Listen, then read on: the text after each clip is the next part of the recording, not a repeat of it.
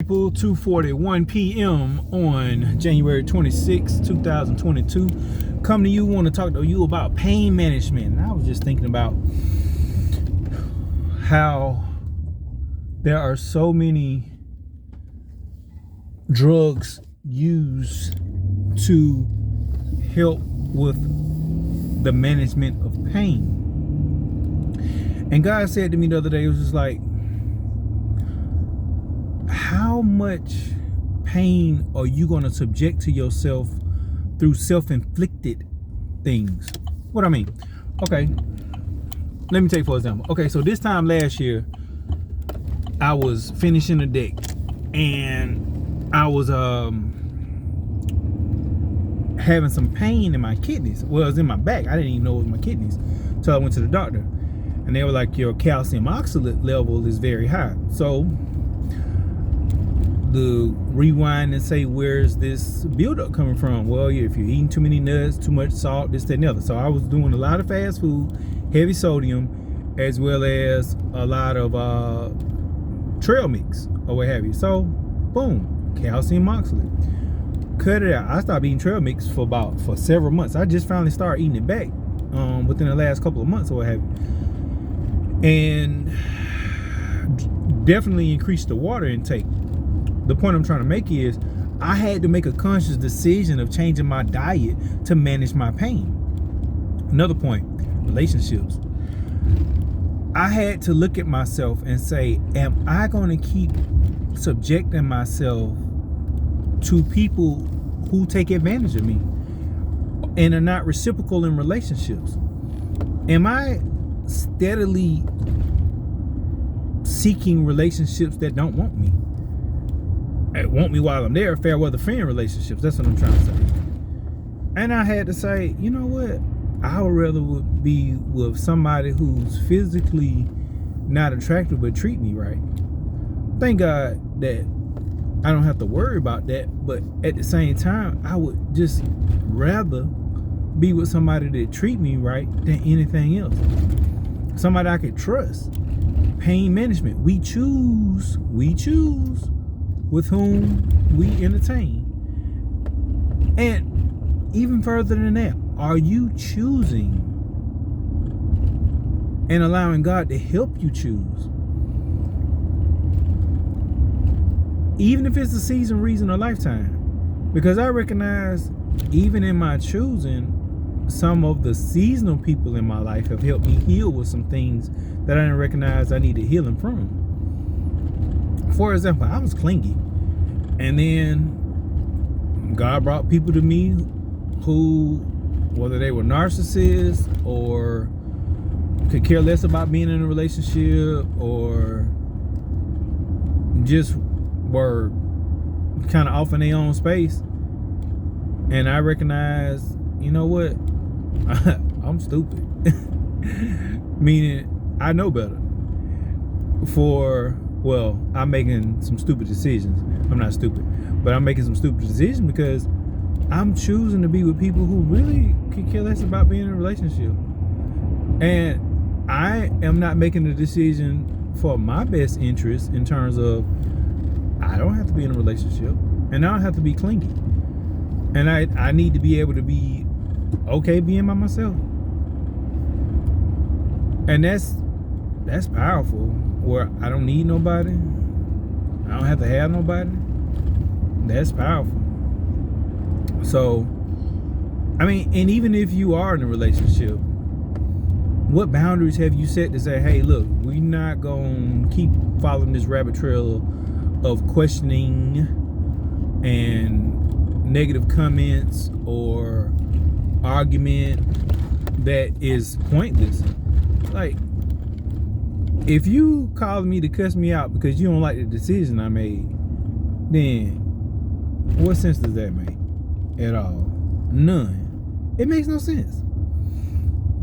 Even I have to look at co-parenting relationships, and it's like, am I with this person? No. So, because we co-parent. So, it's not expected that we gonna agree on a lot of stuff. even when it's the child's best interest, because my version of the child's best interest versus the other parent's version of the child's best interest, it's not necessarily going to agree all the time. Sometimes it may, but that doesn't mean I have to sow negative seed toward that parent just because I'm not in agreement. It's called agree to disagree. And even with that, when there's some unresolved issues, recognize that you didn't resolve those issues when you had a chance to resolve those issues. As well as, how does this affect the child? Even if the child is an adult, how does this affect the child when the child knows that you are in discord or strife with their parent, their mother or their father? Why do we have to keep adding pain to our situation? What if it's something that you gotta wait on, and these people are saying they're trying to get stuff done, and you get frustrated because it's not done in the time that you want it done? Guess what? Calling them every day and cussing them out is not helping the situation. It's just making more people frustrated and not want to do nothing for you. And the sad reality is, a lot of us think that's going to motivate people to want to do something more expeditiously, but you still getting your blood pressure up and frustrated and worked up over something that it just can't happen right now. Are you healthy? Maybe, maybe not. Maybe you mentally ill, and that's why you taking stuff out on everybody else. But that's still pain management, because if you choose not to be well, guess what? You choose to keep unleashing hell on yourself and others when you get an opportunity to, which is not good, because you sowing bad seed. And the more you sow that seed out there in the universe, it's gonna come back to you. I recognize that some people cannot help once they in a bad situation. They just can't help it. They whatever happened, they in that bad situation. What I recognize is I am gonna do as much while I'm mentally able to make the best decision that I can make, to say, you know what, I recognize this ain't working. I recognize this is causing me more frustration, unnecessary situations. You know what, I'm bad back. I'm going to improve in this area. I'm going to make a change, and I'm going to do things to rearrange schedules, attitudes, circumstances, so I can make a better decision, so I can be in a better situation, so I don't have to keep expressing frustration, because I don't want to keep doing the wrong thing to get an undesirable outcome.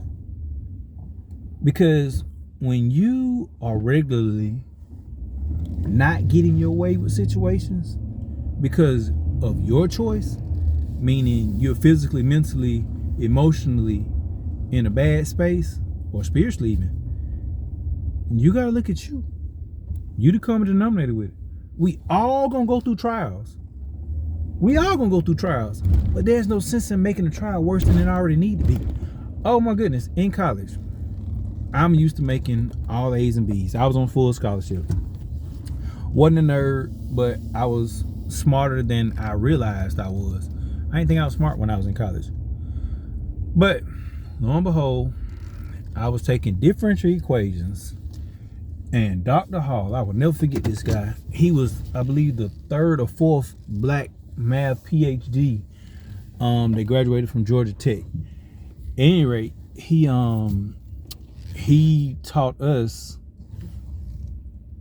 in a way that no matter where we went to school, we would be able to thrive.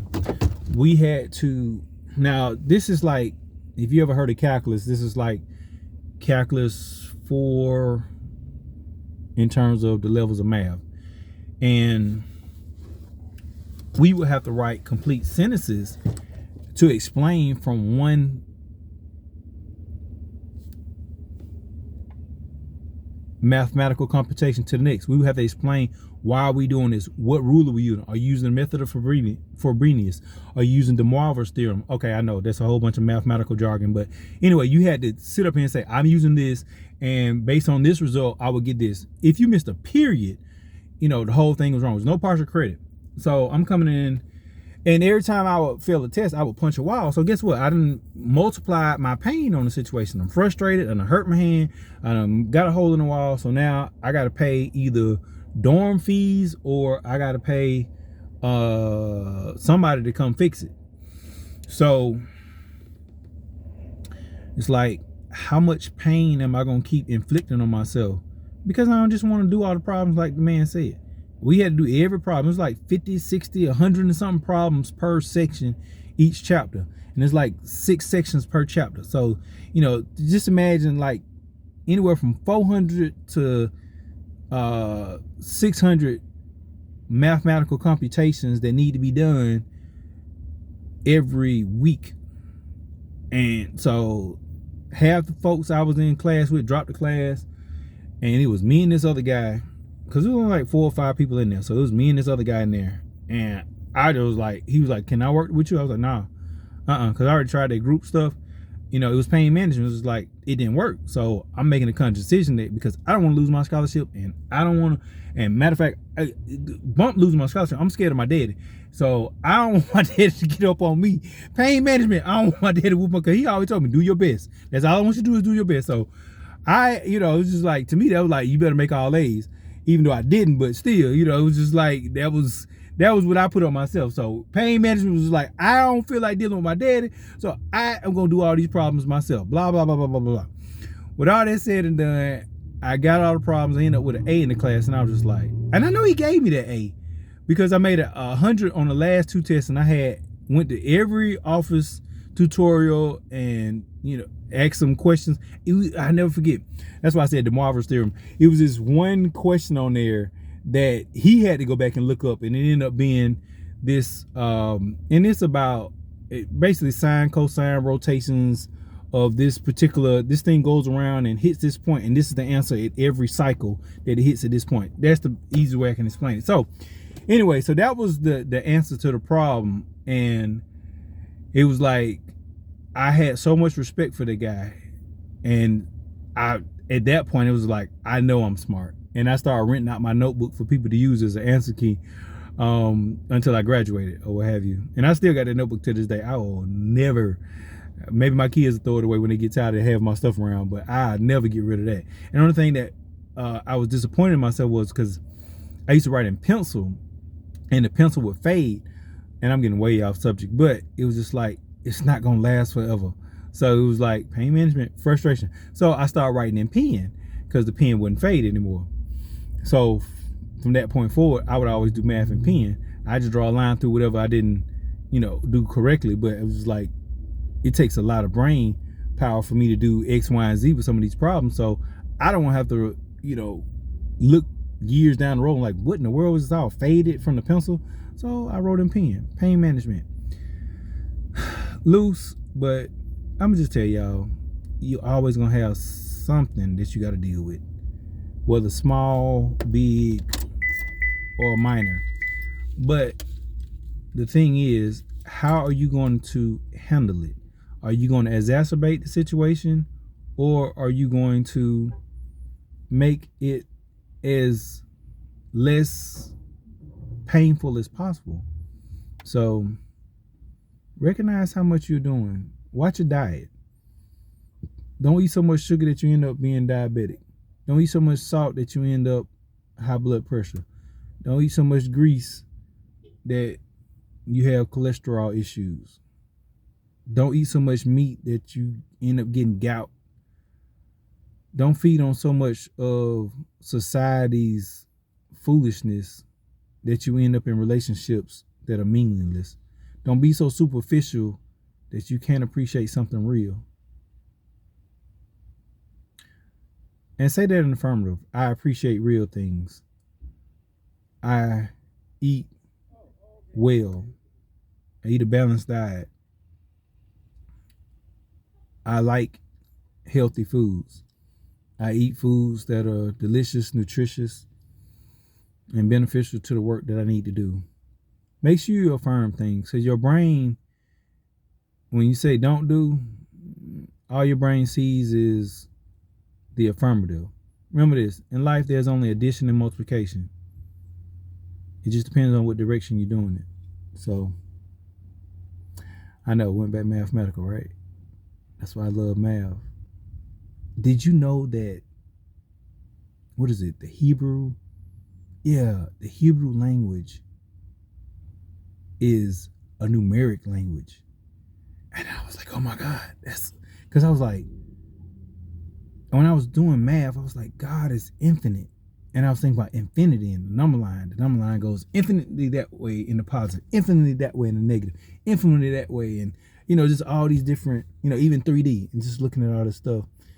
And that's why I taught math, because I'm so off topic. But that's why I taught math, because it was just like, it's truth. And then to realize that the Hebrew language was based on numbers, it's just like, oh my God. You can't make numbers. Numbers don't lie, but you can make them lie. So God never lies. And when you recognize what God told you, manage your pain by staying on what he said. That's what he promised you. So no matter what distractions come to take you in the negative direction away from God's promises, stay faithful, meaning in the positive direction to manifest God's promises. Pain management. I'm gonna tell you, I get so frustrated when God's word don't come to pass in my life. I'm like, you know what? This is what you promised. This is what you said. I know this is what you said, because you kept bringing it up in my face over and over again. I know this is what you promised me. This is what you promised me. But it's just like, you know what? God's timing, and I'm not worried about it. Be at peace. Know that God will never leave nor forsake you. I even look at, Jesus went to hell and God was with him. God was still with him in hell. And Jesus came out of hell. I even thought, I was just like, I'm gonna have to study on this. Like, for those people before Jesus, like during the next, when the people, come back to life, when it's at the end of the world, are they gonna get a chance to go to heaven? I'm gonna have to study up on that. I can't remember everything I learned about that, but anyway, enough digressing. Manage your pain, okay? Because you can be in hell on earth, literally, or you can be in heaven on earth, even through your trials. I just recognize God come through so many times. Oh, okay, pain management. I was in a relationship that I was not supposed to be in. I had a child out of wedlock, and I was just like, I'm tired of having kids that, without being with the mother, bump this. I don't care what. I'm gonna be with this woman. Was not supposed to be with this woman. Was not supposed to be with this woman. And pastor my church said no. Pastor her church said no. Finally got somebody to marry us. Just forcing the hand or whatever. And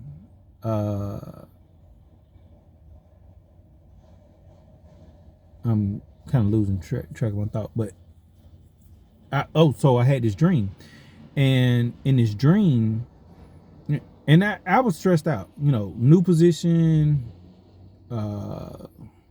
new situation, still in love with the previous marriage, just all this stuff going on at the same time.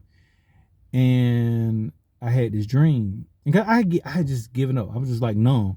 I'm just like going through life. Like, when I say I'm numb, I'm just like, it's just the best that I'm gonna get. And I was just giving up. I was just walking around like a zombie. I'm dreaming, and I'm underwater. When you're underwater, this means your emotions have taken you over. And not only that, I'm in prison underwater. And I'll never forget this hand. It was like this white hand, and this is like everything's black, and I'm just on the gates like this, just like, I don't even care. I ain't trying to get out. I'm just holding on to the bars like this. I'll never forget this dream. And this white hand came through, and it went down like this and flung the gate open, and then it just snatched me out. And it was just like, and I woke up and I was just like, wow. After that, life has just been an upward movement since then. At any rate, I'm finna go do some other stuff. You have a good day. Remember, manage your pain so your pain won't manage you. There's no need to be in hell on earth when you can be in heaven on earth. And it's all based on, what are you choosing? What are you choosing? And when you choose based on what you feed on, and you feed on based what you allow through these eye, ear, and mouth gate. This is a two-way gate. What you let in it and what you let out of it. Pain management. Don't self-inflict hell when you can self-inflict heaven just by having a relationship with God. So many people don't have a relationship with God, and this is the hell on earth because you don't listen to God when he's talking to you,